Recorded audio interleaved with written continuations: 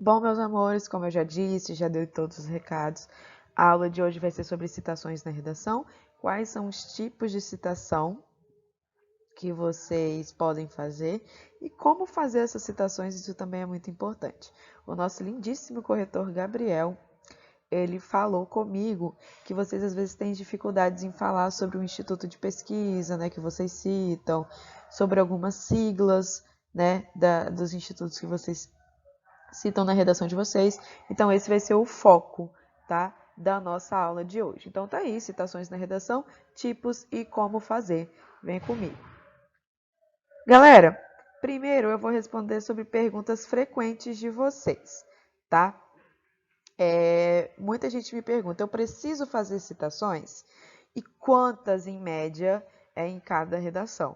Então, para tirar definitivamente essa sua dúvida, a resposta é sim. Você tem que fazer uma citação. Isso é essencial, tá bom?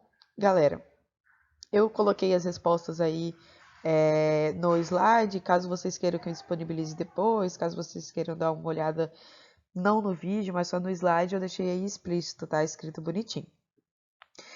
Sim, você precisa fazer citação e, em média, 3 citações, tá bom?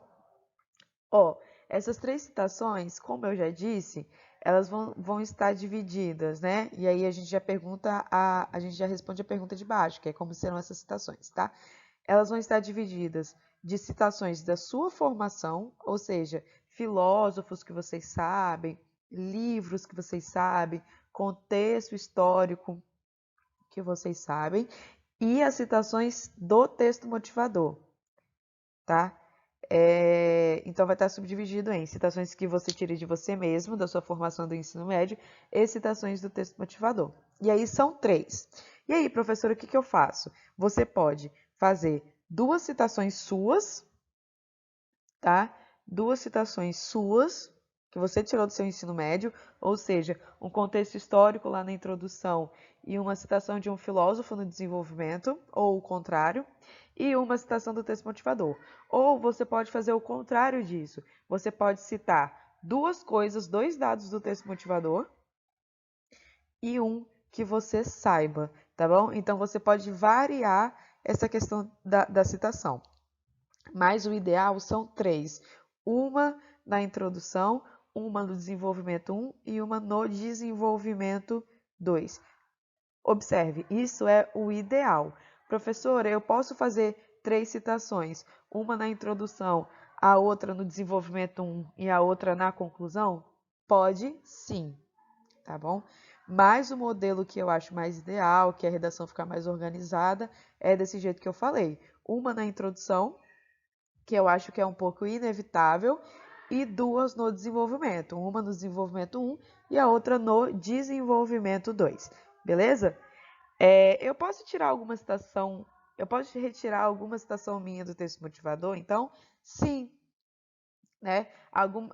A citação do seu texto, pelo menos uma dessas 3, tem que ser do texto motivador. Como eu sempre falo para vocês individualmente, como quando vocês fazem perguntas para mim, vocês devem tirar citações do texto motivador, porque ele está ali para o uso de vocês. Mas observe, tem algumas dicas para fazer isso, tá? Não é de qualquer jeito que você pode tirar essa citação do seu texto motivador, e hoje a gente vai falar sobre isso. Antes de tudo, eu quero falar o que é uma citação, né? Se a gente está falando sobre citação, a gente tem que conceituar ela. Bom, a citação é a utilização de uma ideia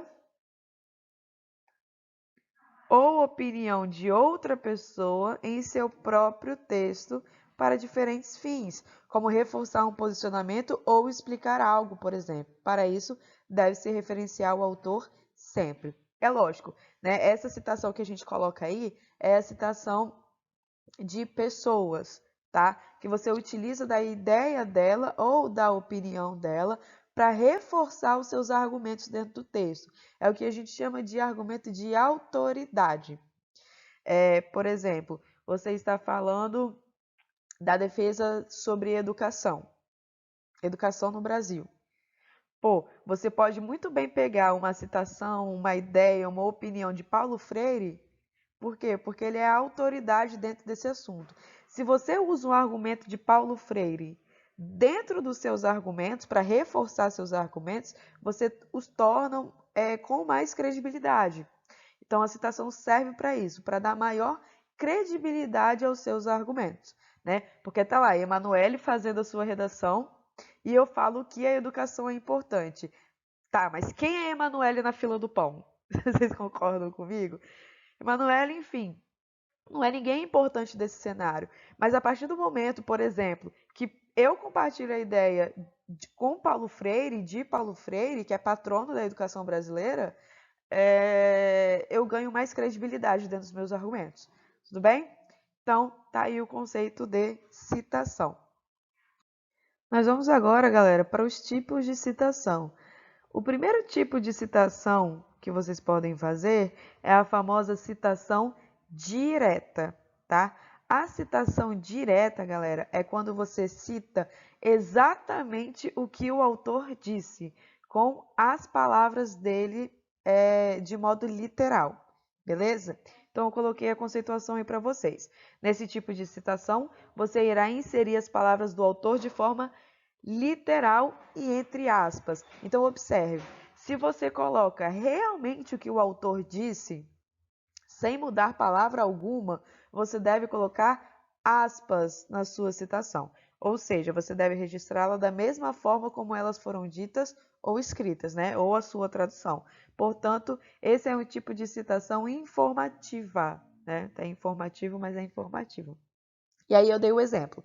Em 1928, ao inaugurar a primeira rodovia asfaltada no Brasil, Washington Luiz, então presidente do Estado, né, Estado com letra maiúscula, então é o Estado brasileiro, né, o país como um todo, iniciou a concretização do lema da sua gestão: governar é abrir estradas. Então, galera, aqui eu coloquei governar é abrir estradas entre aspas, porque esse é literalmente o lema do governo de Washington Luiz. Ou seja, é o que exatamente Washington Luiz disse, tá bom? Então, toda vez que eu faço uma citação direta no texto motivador, por exemplo, se você quer pegar na íntegra a fala de alguém, que alguém disse alguma coisa, algum ministro disse alguma coisa, algum médico disse alguma coisa, você pode pegar a fala dessa pessoa.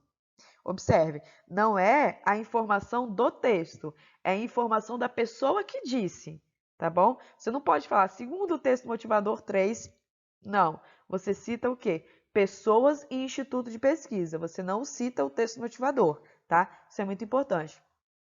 Então, toda vez que você for pegar uma fala de alguém e quiser colocar isso fielmente dentro do seu texto, com todas as palavras, você pode.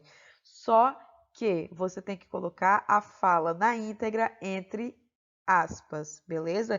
E é óbvio, sempre colocando, referenciando o nome do autor ou da pessoa que disse isso, tá? Aqui eu coloquei, eu marquei o Washington Luiz aqui. Que é o Washington Luiz. Toda vez que você for citar alguém, portanto, você tem que colocar qual o instituto de pesquisa que divulgou aquilo, qual é a pessoa que falou aquilo. Você sempre tem que dar os créditos, porque se você não fizer isso, você vai estar se apropriando intelectualmente da ideia de alguém. Isso é plágio, crime e etc e tal. Beleza? Passando, nós temos a citação indireta. Indireta. A citação indireta na redação, ela é válida também, e você vai fazer paráfrase, você vai parafrasear alguém.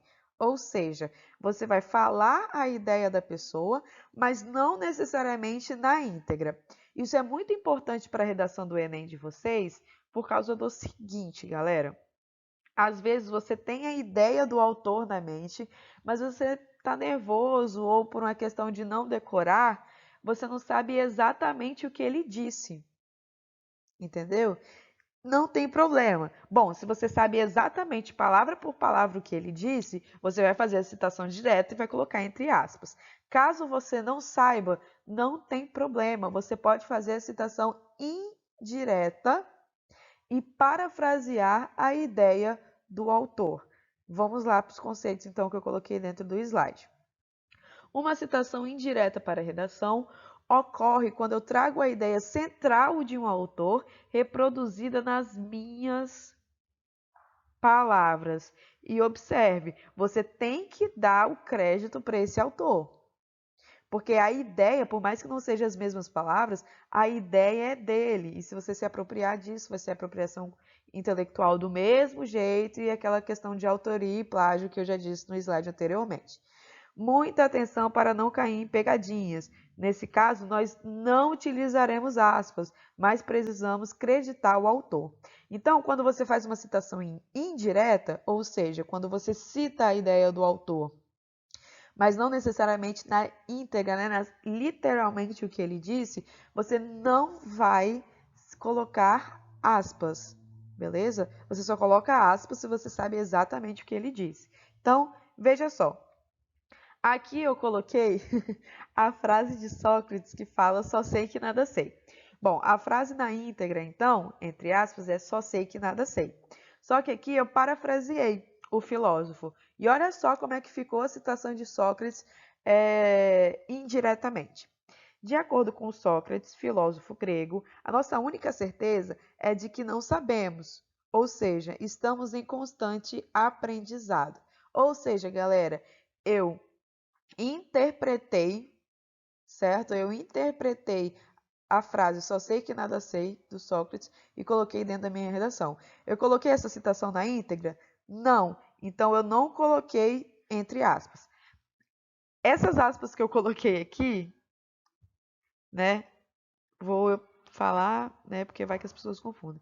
É porque é minha, né? Porque eu tirei uma parte do texto e coloquei ali, tá? Mas não é por causa da citação em si.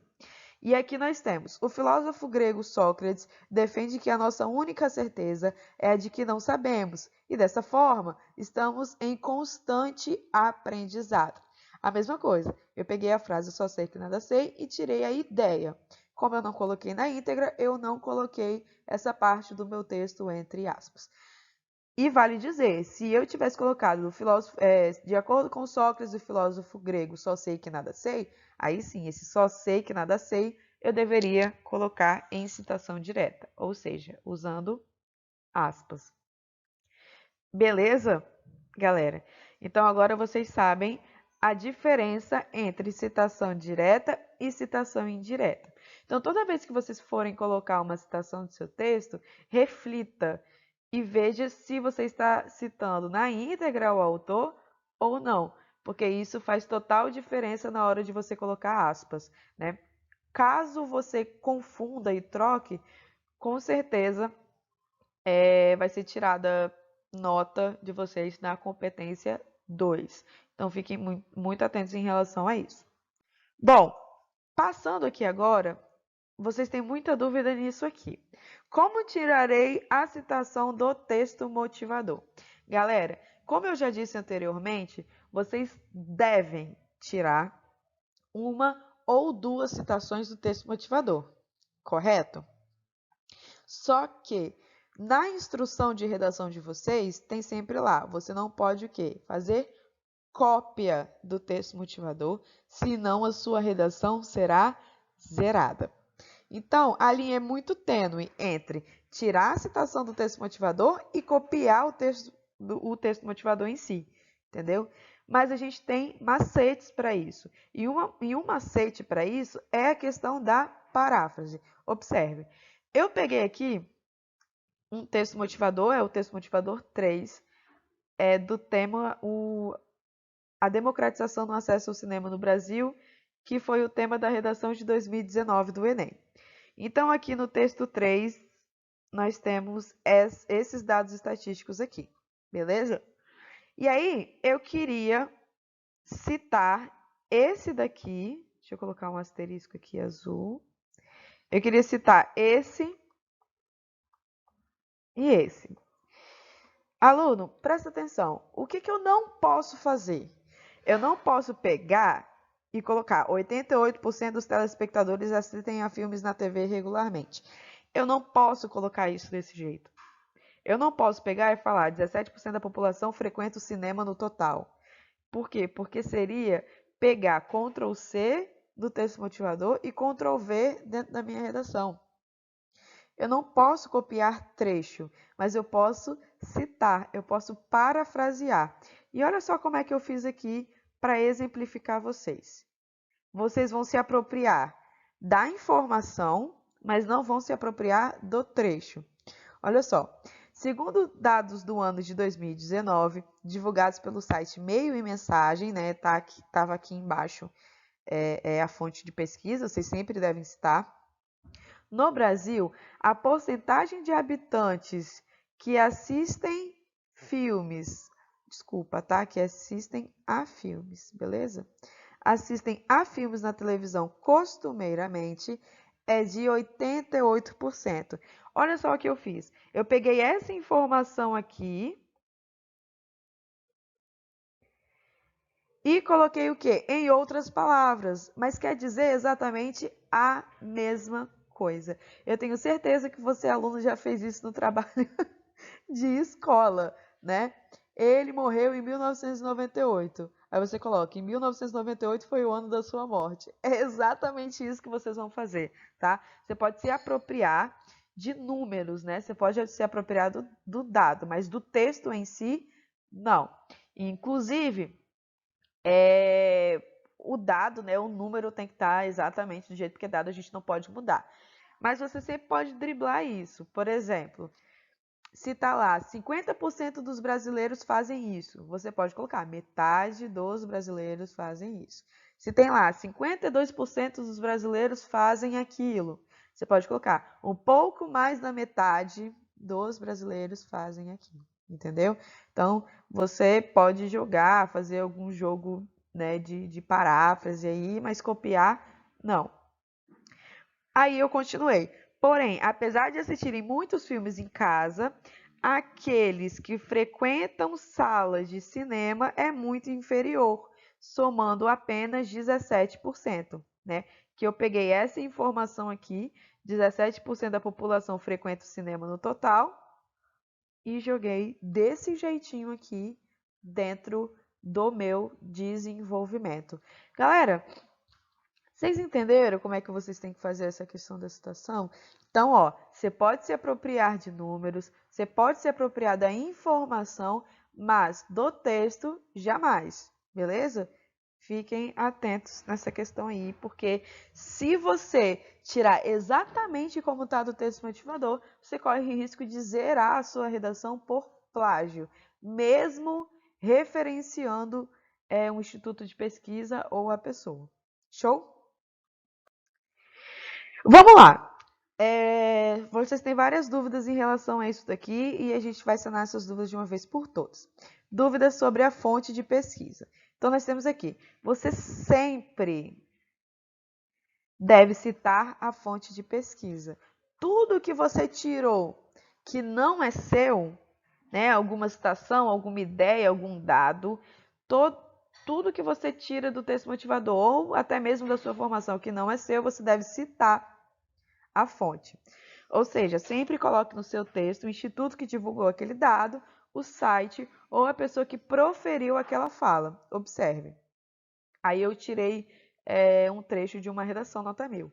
Partindo desse pressuposto, esse cenário corrobora o termo ilusão da contemporaneidade, defendido pelo filósofo Sartre. Galera, eu acho que aqui está escondido porque a minha tela está na frente. Mas toda vez que você for citar alguma pessoa, dica valiosa aqui para vocês, toda vez que você for citar uma pessoa, destaque sempre a função social dela. Se ela é um filósofo ou uma filósofa, fale isso dentro do seu texto. Se a pessoa for um professor, for um médico, seja lá o que ele for, galera, sempre coloque a sua função social, a sua profissão, né? E por aí vai. Então, se eu citei Sartre, eu tenho que falar filósofo Sartre. Se eu colocar Aristóteles, eu tenho que colocar filósofo Aristóteles. Se eu colocar Drauzio Varela, o médico Drauzio Varela. Se eu colocar Mário Sérgio Cortella, eu coloco o professor e filósofo Mário Sérgio Cortella disse que, e aí eu começo a minha citação. Tudo bem? Então, sempre destaque a função social. Deixa eu escrever aqui.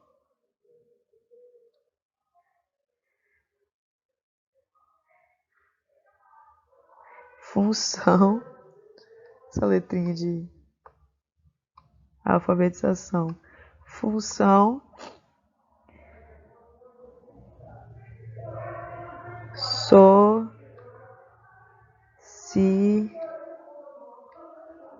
Show, bacana. Então, galera, sempre a função social da pessoa física, tá? Se você está citando alguém, uma pessoa de carne e osso, sem ser instituto de pesquisa, você sempre tem que colocar qual é a profissão daquela pessoa para ver se ela tem credibilidade naquele assunto que você está falando. Show? Então, é isso que eu quero falar para vocês. Segundo, você sempre vai ter que citar um instituto de pesquisa que você está se referenciando. Às vezes vocês colocam, segundo dados, a cada mês são registrados pelo menos 10 denúncias. Tá, segundo dados da onde? Por quê? Porque a questão do instituto de pesquisa, galera, vale muito em relação à credibilidade que eu já disse para vocês. Então, sempre tem que ser segundo o Datafolha, Instituto de Pesquisa da USP, o site, né, se é o G1, se é da Globo, se é o Estadão, o jornal, que é a fonte de pesquisa. Então, sempre cite. Se a informação não é sua, você tem que dar os créditos, senão é apropriação intelectual. Outra coisa que eu quero falar com vocês é disso daqui, ó. São institutos de pesquisa que contêm siglas. Aqui nós temos o Instituto Brasileiro de Geografia e Estatística, o nosso lindíssimo IBGE, que vocês tanto gostam de citar. Coloquei até verde e amarelo aqui. Galera, professora, eu posso colocar, de acordo com os dados do IBGE, galera, sempre coloque o nome do Instituto de Pesquisa por extenso. Sempre coloque antes Instituto Brasileiro de Geografia e Estatística e entre parênteses a sigla, tá? Às vezes o Gabriel fala comigo que vocês colocam o seguinte, segundo o IBGE e entre parênteses Instituto Brasileiro de Geografia e Estatística. Não, é o contrário, tá? A sigla que tem que estar em parênteses, a sigla que tem que estar presa entre parênteses. O que você escreve no corpo do seu texto é o nome do instituto inteiro, por extenso, ou seja, o significado daquela sigla. Importante. Vamos lá. Professora, eu citei Instituto Brasileiro de Geografia e Estatística, entre parênteses IBGE, no desenvolvimento 1. Vamos supor que, na conclusão, eu queira citar um Instituto Brasileiro de Geografia e Estatística de novo. Eu preciso escrever esse nome gigante? Não. Aí sim, você pode colocar só a sigla, beleza? Ou tem gente que me pergunta, professora, eu vou citar apenas uma vez o Instituto Brasileiro de Geografia e Estatística. Eu preciso colocar a sigla? Não. Se você for citar uma vez, você pode colocar a sigla ou não pode colocar. Essa questão de colocar a sigla depois é para você poupar de escrever de novo, caso você cite em determinado ponto do seu texto novamente. Entendeu? Se você for citar apenas uma vez, não há necessidade de você colocar a sigla. Se você for citar duas vezes, aí você coloca a sigla entre parênteses para que depois, quando você citar de novo, você não precisar escrever o nome por extenso novamente. Beleza, galera? Mas é isso. Sempre repetindo para ninguém errar mais. Depois ele vai reclamar no podcast do corretor, tá? Que sempre é o nome por extenso no texto e a sigla entre parênteses, tá bom? Ah, professora, se eu citar de novo lá embaixo da minha conclusão, a sigla tem que estar em parênteses? Não. Aí você cita IBGE solto no texto mesmo. Beleza, galera? Bom, deixa eu só... Ah, não tem como voltar o slide. Bom, essas são as dúvidas de citação. Caso vocês tenham mais, nós vamos fazer alguns encontros online, né, no Google Meet ou Meet, não sei muito bem como é que se pronuncia, e aí vocês podem tirar suas dúvidas em relação a isso. Bom, galera, Essa semana tem tema extra de redação. Tema extra.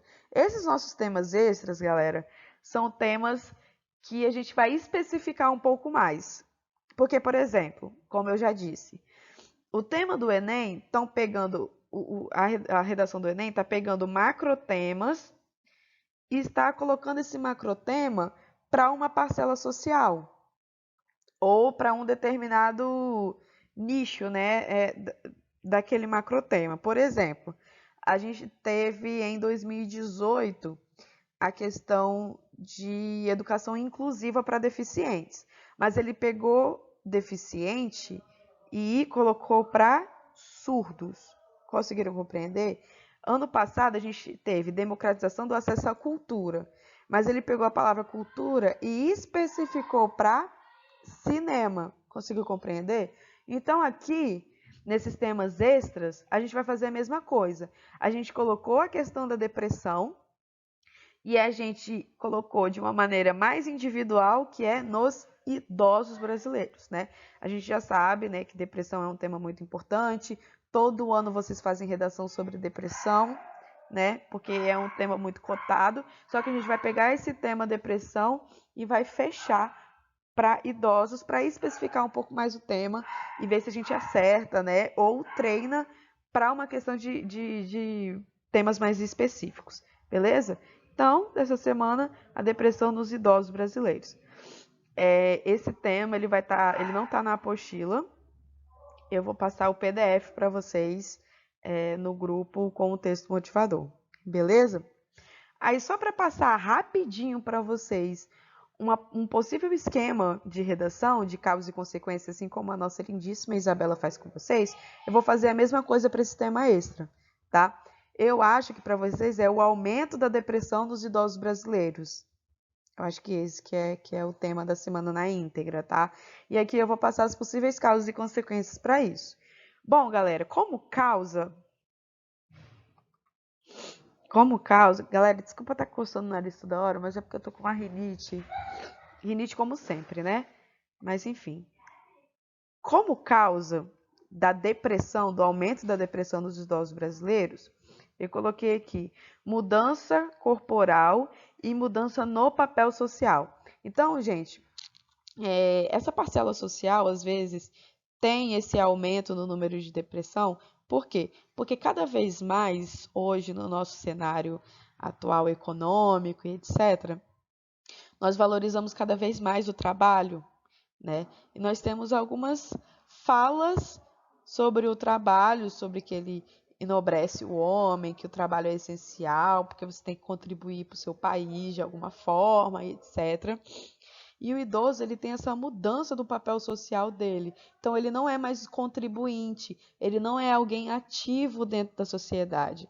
Então, esse reforço, né, de que você tem que ser alguém dentro do papel social versus a aposentadoria, né, e a mudança corporal que não deixa ele ser ativo socialmente, faz essa questão do aumento do índice de depressão entre eles.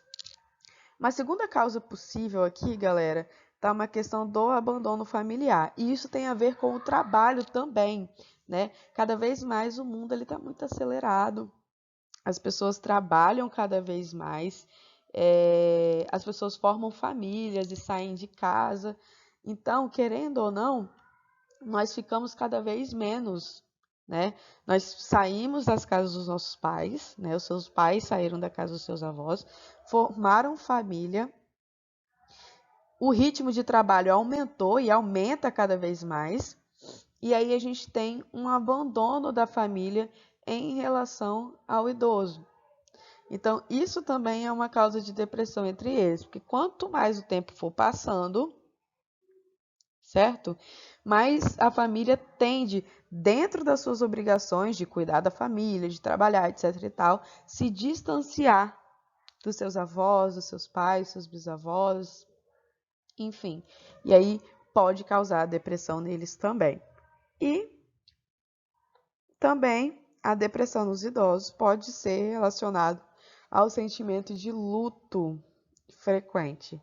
A sensação de luto frequente nada mais é que quando a pessoa é idosa, cada vez mais as pessoas próximas dela, por uma questão natural, por uma questão biológica, vão falecendo. Ele vai vendo muita pessoa. Quanto mais a pessoa vive, mais ela perde as pessoas. Não sei se vocês já perderam muitas pessoas na vida de vocês, mas eu fico muito assustada que quanto mais velha eu vou ficando, parece que mais pessoas próximas a mim vão morrendo. E olha que eu sou nova, né? Imagina quem já é idoso, quanta perda essa pessoa já teve na vida dela. Vocês concordam comigo? E na última idade, né, que é essa idade mais idosa, isso fica cada vez mais frequente, porque os amigos, né, o círculo social dela, dentro da igreja, dentro do bairro, né, as pessoas mais velhas vão falecendo. E a gente tem uma questão familiar também. Os irmãos, que têm mais ou menos a idade deles, vão falecendo. Os tios, né, já perderam os pais. Por aí vai. Então, o sentimento de luto é cada vez mais presente na vida deles e isso causa a questão da depressão. E aí, como consequência, meus amores, as consequências aqui, ó, nós temos de sentir inválido socialmente, né? Isso tá respectivamente, tá? Que nós temos aqui, essa questão de sentir-se inválido socialmente tem a ver com a questão do papel social, por ele não trabalhar e a sociedade proferir ideias como que o trabalho enobrece o homem, que é importante trabalhar, ele ficar muito em casa, ou as pessoas não pedirem mais favores físicos para eles, por exemplo, isso aí afeta mais homens, né?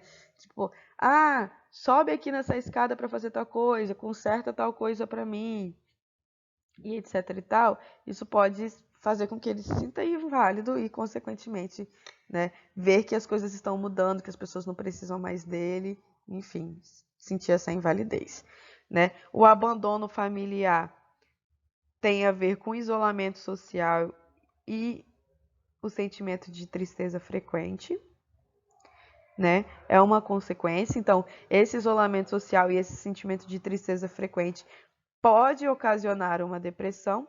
E, por fim, galera, que é a mais severa de todas, e eu acho que vale a pena você citar aqui dentro da sua redação, ou seja, de todas, que é a consequência dessa depressão, é o suicídio. No texto motivador de vocês, vocês vão ver que a taxa de suicídio entre as pessoas dessa idade está aumentando cada vez mais. Essa taxa está aumentando, assim, de modo muito rápido. Eu não sei porque agora a gente tem uma maior divulgação através, né, da tecnologia, ou porque realmente o século XXI está fazendo isso com as pessoas. Alguém que você pode citar, né, fazer uma referência é sobre esse autor, o Flávio Migliati, eu acho, né, que morreu esses dias, com 85 anos, provavelmente por causa da depressão, entendeu? Vocês podem fazer referência a ele na introdução de vocês, no desenvolvimento. Eu acho que vale a pena, né, vocês fazerem esse link do que aconteceu com o tema dessa semana, que eu acho que é um tema importante, eu acho que pode cair também. Então, estão aí as causas e as consequências desse tema extra. Eu coloquei aqui também para vocês uma ideia de como iniciar o texto, a introdução de vocês, né? Como a questão da depressão nos idosos brasileiros, eu coloquei aqui como vocês podem iniciar a introdução de vocês com o contexto histórico, e aí eu coloquei o contexto do romantismo, né? E aí eu vou ler para vocês. No período do romantismo literário, ocorrido no Brasil, em meados do século XIX, os autores de livros e poemas expressavam sua melancolia e desesperança pela mulher amada, sendo esse tipo de manifestação depressiva comum para a época. Galera, como eu já citei, como eu já falei para vocês, a primeira informação do seu texto, a informação geral sobre o tema, pode ser algo não extremamente relacionado com o tema da semana, mas um aspecto geral. Então, aqui, o nosso tema da semana é depressão em idosos. Então, você pode fazer qualquer relação de contexto histórico que seja mencionada a depressão, entendeu? Aqui eu coloquei do romantismo do Brasil, né? que foi um boom, né, de divulgação de ideias depressivas, melancólicas e suicidas, né? E aí eu faço a comparação com os dias atuais. Embora muito tempo já tenha passado, a depressão, apesar de ainda ser presente no cotidiano dos brasileiros, toma outra face. Toma outra face por quê? Né? Aqui, deixa eu pegar outra cor de caneta. Aqui eu citei que a face, né, da melancolia, da desesperança, da depressão era a mulher amada. Com os idosos, a face é outra, né? E também eu falei que o público-alvo que eu citei aqui eram autores de livros e poemas. E aqui eu coloquei que é a ocorrência nos idosos, né? Embora, né, a depressão ainda seja presente no cotidiano dos brasileiros, ele toma outra face. A sua ocorrência em idosos, né? Então eu troquei aqui o público-alvo. Cresce a cada dia, motivado por diversos fatores, tá? Que vão além de sofrer pela mulher amada. E aí, na sua frase de tese, que eu expliquei, né, já para vocês na semana passada, você vai falar, né, quais são as causas, as palavras-chave de causa e consequência. Bom, aqui está uma ideia de como vocês podem iniciar o texto de vocês. Depois, eu coloquei também como vocês podem iniciar o texto de vocês quando a primeira informação é um dado estatístico, né? E aí eu coloquei, esse dado estatístico aqui, galera, é do texto motivador, tá? Vocês vão observar isso. Em 16 anos, o Brasil registrou o trágico aumento de 705% de casos de morte por depressão, segundo o levantamento feito pelo jornal O Estado de São Paulo com dados do DataSUS. Galera, observe, eu não coloquei um dado estatístico sobre o tema em si, que é a depressão de idosos. Eu coloquei um dado estatístico sobre o tema num aspecto geral, que é depressão e mortes por depressão. Então, nessa primeira frase do meu texto, eu coloquei o tema num aspecto geral. E aí, na segunda frase do meu texto, quando eu vou contextualizar o tema atualmente no Brasil, eu fecho e falo, ó, citei depressão como um todo aqui. Agora eu vou fechar para uma informação de depressão em idosos. Então, ó, apesar de ser ainda a faixa etária com pouco desses casos, essa informação aqui tem no texto motivador, tá? O número de idosos depressivos e que morrem por depressão no Brasil segue essa realidade crescente, uma vez que, segundo a mesma pesquisa, o suicídio entre eles cresceu 154% entre 1996 e 2012. Então, observe, eu posso iniciar esse meu texto com um dado estatístico, sendo que no primeiro momento, na primeira frase do meu texto, na apresentação geral, eu citei um dado estatístico sobre depressão como um todo, enquanto na parte do texto, da introdução, que especifiquei meu tema, eu já cito algo que é dentro do meu eixo temático de verdade. Conseguiram compreender, galera? Então, aqui está as dicas sobre citação. E aqui também está um pouquinho da estruturação do tema extra da semana, só para ajudá-los. Beleza, meus amores? Bom, espero que esteja tudo bem. Qualquer dúvida, vocês podem me chamar, podem chamar a Isabela, que a gente está pronto para atender vocês. Beleza? Beijos e até a próxima.